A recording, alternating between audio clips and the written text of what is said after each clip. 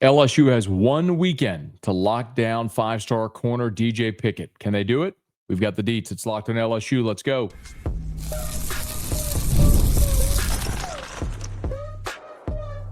You are Locked on LSU, your daily podcast on the LSU Tigers.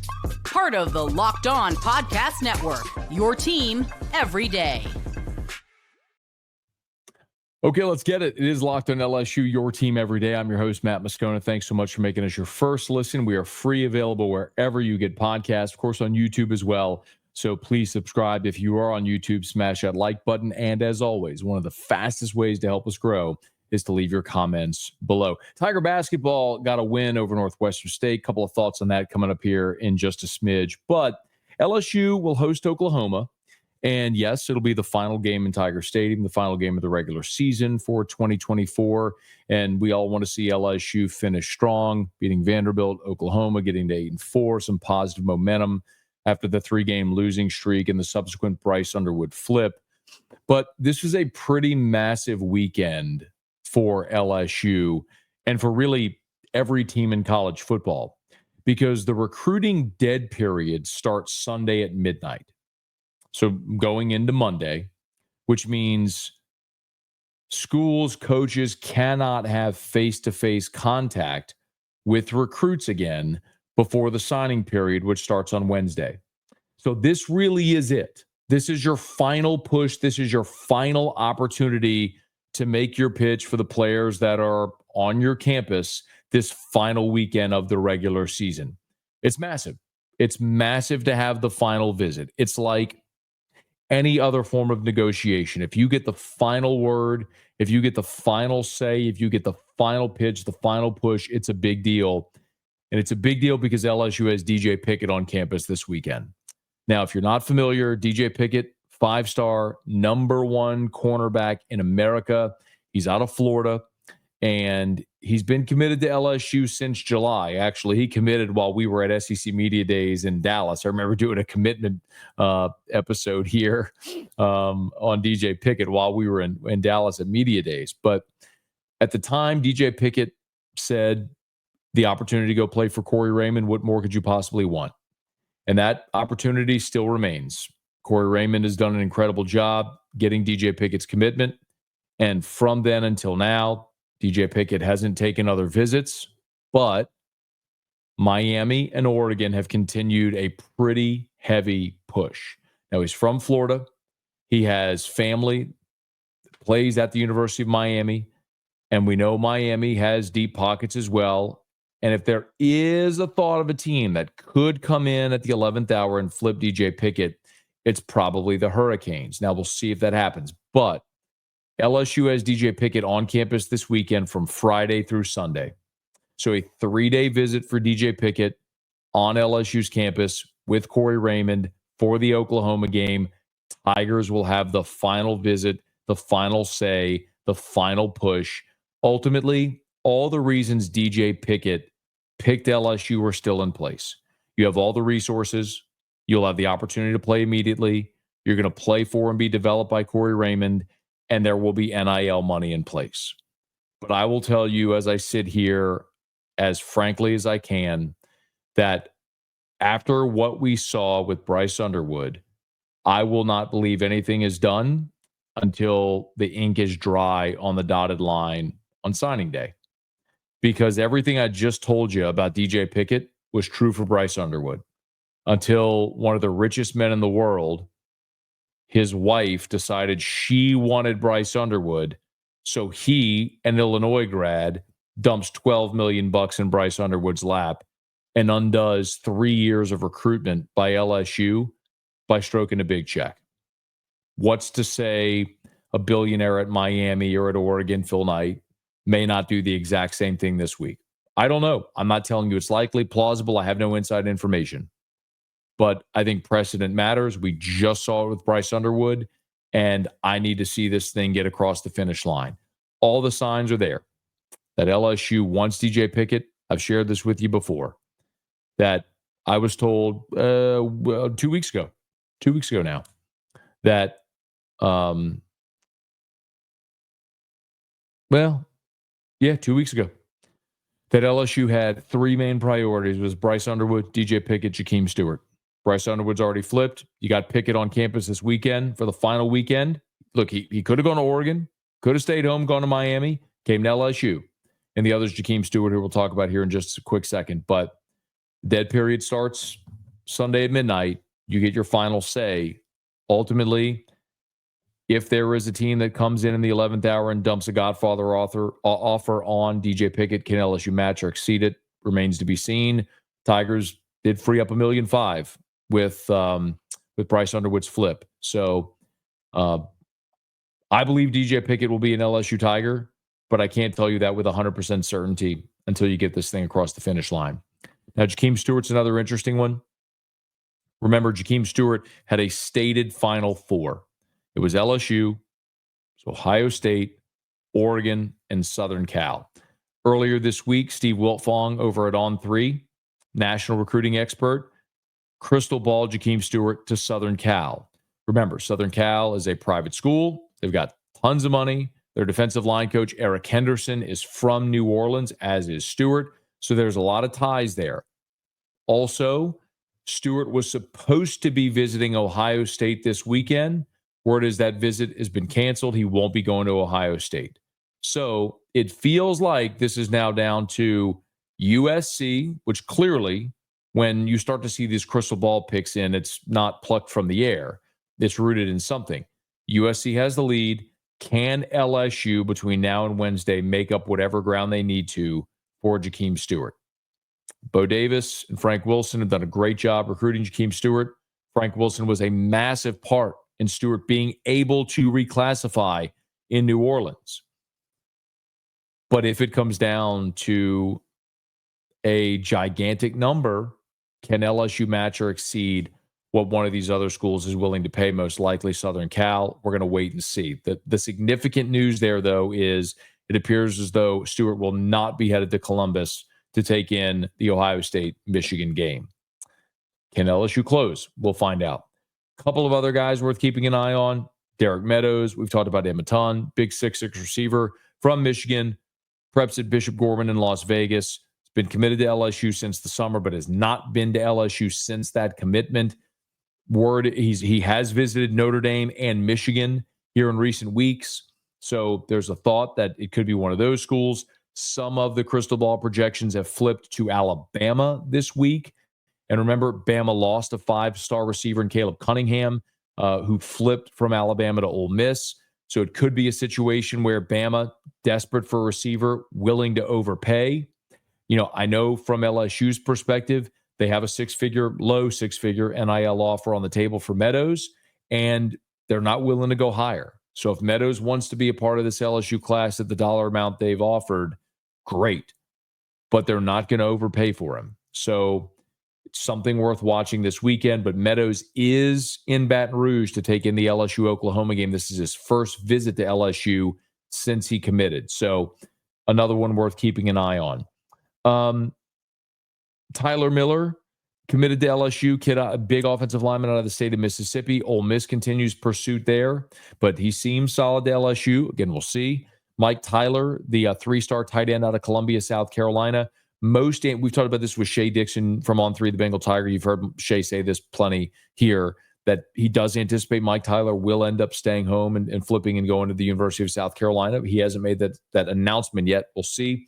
And then Solomon Thomas is the one you might watch to come into the LSU class. Again, 5-star interior offensive lineman, has been committed to Florida State. When they fired Alex Atkins, the offensive coordinator / offensive line coach, Thomas started looking around. He visited Florida for the LSU game. Then a week later was in Baton Rouge for the LSU Vanderbilt game. One weekend ago, we'll see what the Tigers may be able to do on Solomon Thomas. Just one worth filing away. So here we are, less than a week away from the early signing period, which is coming up on Wednesday, the final weekend for all these schools to get FaceTime with these recruits before the dead period starts, before signing day on Wednesday, and still a lot of dominoes yet to fall. We'll see if LSU can close strongly here for this 2025 class. But the biggest fish is DJ Pickett, and Pickett will be on LSU's campus for 3 days this weekend, Friday through Sunday. Okay, Tiger basketball got a win. I'll give you some thoughts when we come back. It's Locked on LSU, your team every day. Today's show is brought to you by Game Time. You want to be in that number for LSU and Oklahoma in Tiger Stadium. It's not too late. Game Time can help you do it. And the great thing, well, there's many great things, but some of the great things about Game Time is you can even buy tickets on Game Time all the way up until the start of the event and even an hour after it starts. So let's say you want to wait till kickoff to see if you can get great deal on tickets. You can do it at Game Time. You can filter only incredible deals on great seats with Game Time picks. You can see the view from your seat on your phone before you buy. And I love the all-in pricing feature. I've told you all about this a ton. You got to turn it on. You have to turn that feature on. And when you do, when you toggle, it'll show you the upfront price total before you buy. So it's not like you get to check out, there's all these fees, and it's a completely different price. You can buy tickets in seconds with just a couple of taps at Game Time. So take the guesswork out of buying tickets with Game Time picks. Download the Game Time app, create an account, use the code LOCKEDONCollege for $20 off your first purchase. Terms apply. Again, create an account, redeem with the code LOCKEDONCOLLEGE for $20 off. Download Game Time today. What time is it? It's game time. Today's show is also brought to you by FanDuel. Get ready to tackle the NFL action with FanDuel, America's #1 sportsbook, because right now, new customers can bet $5 and get $150 in bonus bets if you win. The FanDuel Sportsbook app gives you everything you need to place live bets on the NFL all in one place. So when you get a hunch in the middle of the game, you can check out the latest stats, you can view live play-by-play, and so much more right from the page, on the same page where you place your bets. Just visit FanDuel.com to join today and get started with $150 in bonus bets if you win your first $5 bet. That's FanDuel.com. Never waste a hunch and make every moment more with FanDuel, an official sportsbook partner of the NFL. Tiger basketball got a win on Friday night at the PMAC. They walloped Northwestern State. The final score was 77-53. But unfortunately for LSU, one of the real recurring themes for this team right now has been slow starts. And that was the case again Friday night in the Maravich Center. Northwestern State actually took a 26-25 lead to the break. Remember, LSU was a 26.5-point favorite in this game. Northwestern State, their net ranking, they're 364 teams in Division I basketball. Northwestern State's in the 330s in the net ranking. This is a bad basketball team, an overmatched basketball team, but they led LSU 26-25 at the half, but then LSU just steamrolled in the second half, outscoring Northwestern State 52-27. You know, once could be an exception, twice could be a trend, three is full on what you are. And now we've seen it against Alabama State. We've seen it against Charleston Southern, saw it against UCF, and now against Northwestern State. It's the slow starts and then the kick for this LSU team in the second half. Yes, you credit them for not giving up and for playing very well in the second half, but you got to look at the first half and go, that's a problem. As it turns out, the game they played in Manhattan, Kansas, against Kansas State, that really kind of has been the exception, not the rule so far. So Matt McMahon's got to get that fixed. Listen, Matt McMahon's a good coach. I don't think LSU's going into these games ill-prepared. I think sometimes, maybe even against an outmatched opponent, it's a little bit of effort. You were on the road in Manhattan against Kansas State. Maybe you had to be locked in. Why they played really well. Look, coming up on Tuesday, you got Florida State coming into the Maravich Center. You cannot afford a slow start to get down the way you have in some of these games. Now, the second half was awesome. When you outscore your opponent the way LSU did, that's impressive. They had runs of 17-0 and 8-0 to completely take over the second half of the game, and that's fantastic to see. LSU ratcheted up defense, which they've been very committed to, not only this year, but under Matt McMahon. Northwestern State missed 19 of 21 shots early in the second half. They were 2 of 21, effectively, early in the second half, which allowed LSU to get going. And a guy that if you have not yet seen him play, you got to be impressed with is Corey Chest. He's a freshman, but my goodness, the way he continues to affect both ends of the floor. Played 31 minutes, just missed a double-double. 9 points, 10 boards, but 5 blocks. And it's not like Corey Chest is a 6'11" center. He's 6'8". He's 6'8", 220. But he's got strong hands, incredible athleticism around the rim. He can finish on the offensive end, and he can affect the basketball in the paint on the defensive end. The 5 blocks were incredible. He also assisted on 2 baskets. That's been so fun to watch. Keep an eye on Corey Chest. If you haven't seen this team play yet, he wears number 11. He's going to be hard to miss because he is a thick, physical guy with great athleticism around the rim. Victorious Miller, who we've highlighted a bunch here, he came off the bench to score 11. He was a perfect 7 of 7 from the free throw line. As a team, LSU 15 of 18 from the foul line for 83%, which was awesome to see.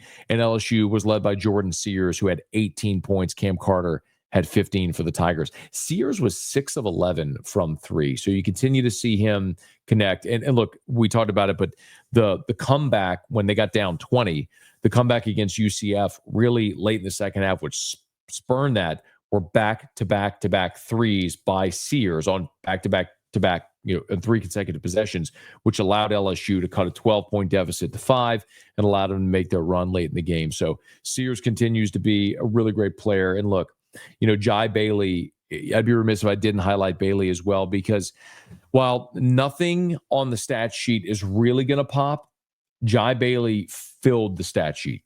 He had 5 points. He had 4 rebounds. He had 4 assists. He had 3 steals. He had a block. He affected the game in about every way you can. And you're talking about, this veteran guard who's 6'5", 195. And it's fun. Of course, the Richmond transfer. It's fun to see these guys play a team concept where they're not just committed on one end, but the guys that are on the floor are committed to both ends. And I'll mention one more thing about Corey Chest, of course, with Damian Collins having the dislocated shoulder out indefinitely. You're going to need somebody to step up there in your front court.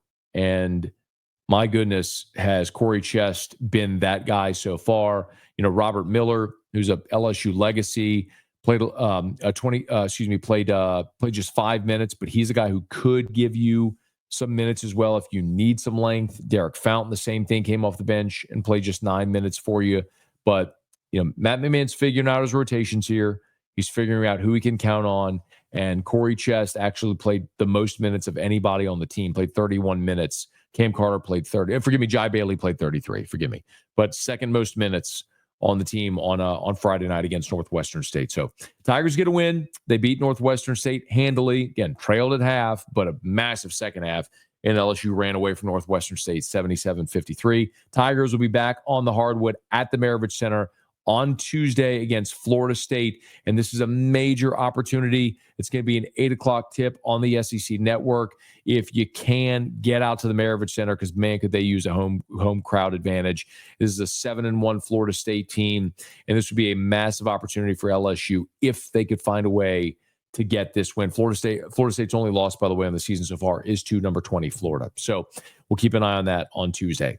Okay, that'll do it for us here for today's episode of Locked on LSU. If you're new, please subscribe on your favorite podcast app. Rate us, leave a review. If you're on YouTube, smash that like button, subscribe to the channel, hit the bell so you're notified whenever we post a new video, and let a friend know if they love the Tigers. We got you every single day for Locked on LSU, your team every day.